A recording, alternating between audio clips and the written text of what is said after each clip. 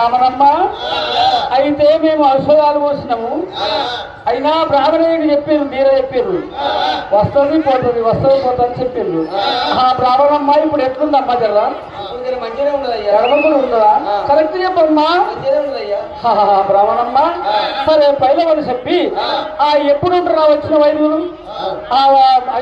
వచ్చిన ఔషధాలు వచ్చి వెళ్ళిపోతారు వాళ్ళు. ఈమెకు వస్తుంది పోతుందని చెప్పింది ఒకటి బ్రాహ్మణయ్య కానీ ఆమెకి ఏం గుర్తులేదు.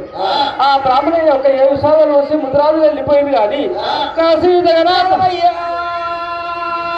రామ